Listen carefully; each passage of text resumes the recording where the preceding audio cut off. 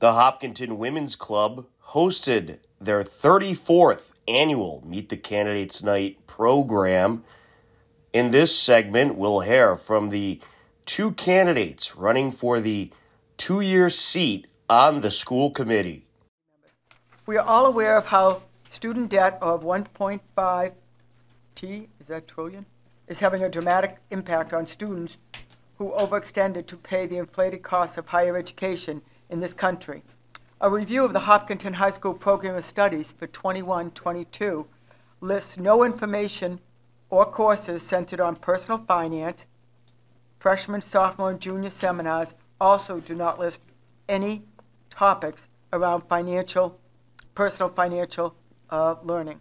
As a member of the school committee, will you commit to pushing the superintendent to include meaningful personal finance coursework for every student that graduates Hopkinton High School?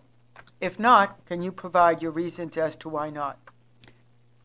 So it's a yes/no question, and then reasoning.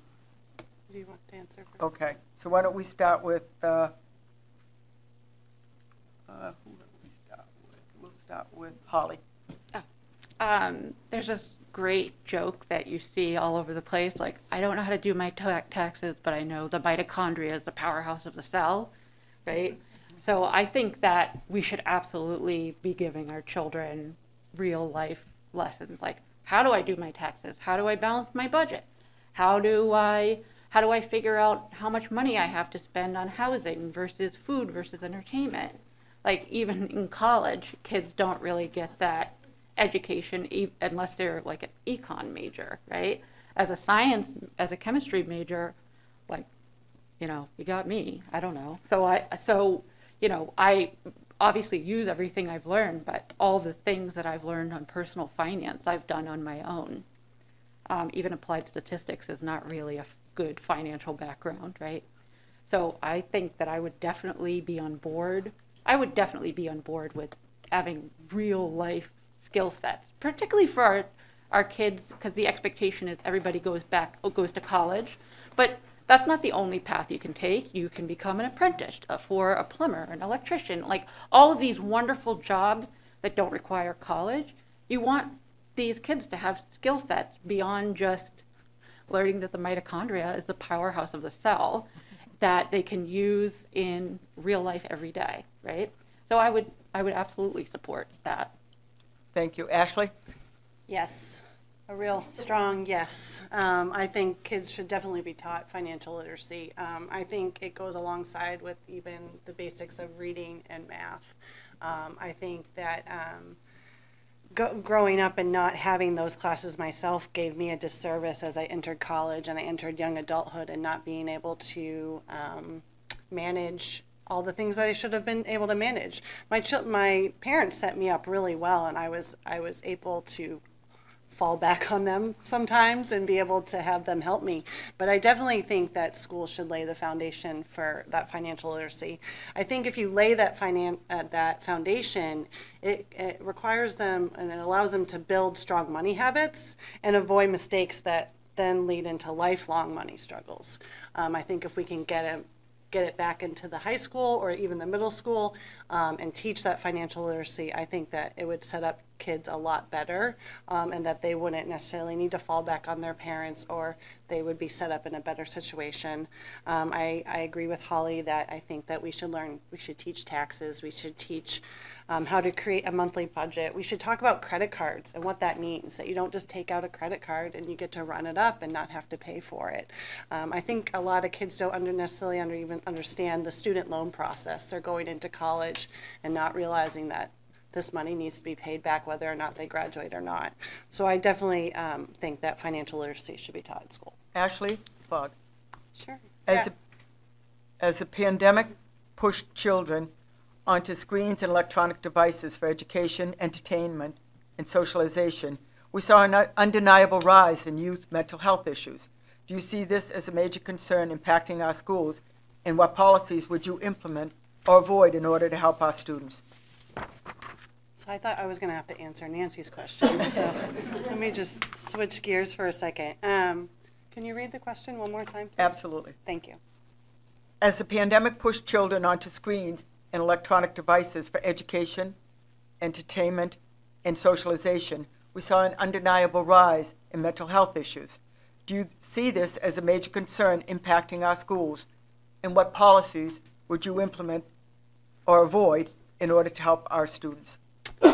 Right. So I think, as I said in my opening, mental health is a huge issue for kids. It was an issue before the pandemic, and it certainly is out of control now. I think that our kids were pushed onto screens as we thought it was necessary at the time to get out the education and the learning. But now knowing what we know now, I think that it would be good to remove the screens to a level that our kids are not completely being educated on that. I think being physically in the building, physically in front of a teacher, especially for elementary learners, is crucially important.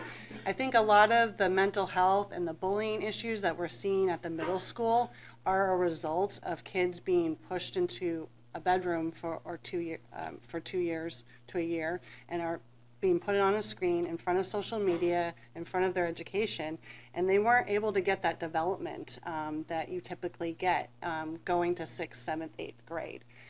Those years are huge years of development. So I think, yes, I think they're while screens have an important role in education, and that's just technology, and there's definitely pros to technology, I think we need to get our kids back into the building and back in front of teachers and in front of live instruction. Thank you. Holly Lynn Moran, you've been an outspoken advocate for pandemic policies publicly against a return to school, against a return to full-time school, and more recently, against the mask option policy. Your reasoning for these positions has been your own personal health status, insisting that you never leave your home because doing so would risk your life. You've now chosen to run for a very public position, one that will require you to be in places with unmasked people, including town meeting and the high school graduation. Should the public assume that you have changed your position and you now believe that one-way masking will keep you safe? So if you're talking about a timeline of 2 years, the first year, we knew nothing about COVID. Nobody had vaccines. It was awful. Every day we'd hear about tons of deaths. Then the second year we had vaccines, but we didn't have any for our children. And at this point, I'm a very data-driven person.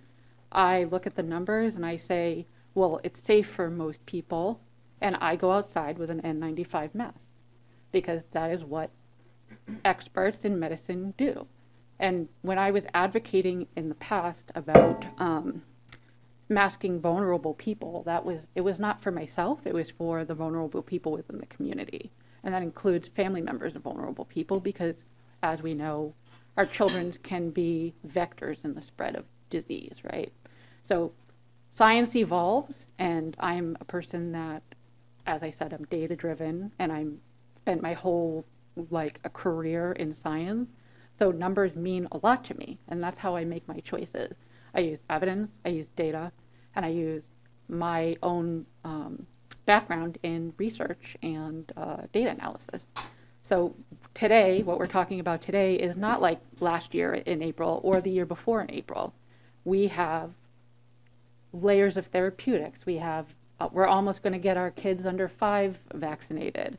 We have boosters for kids from 5 to 11. We have so much more now than we did then. It is still dangerous for me, but I've been told by my doctor if I wear an N95 in a room that I should be safe. So that's what I follow. I follow science, I follow data, and I would not support universal masking at this time because of the data.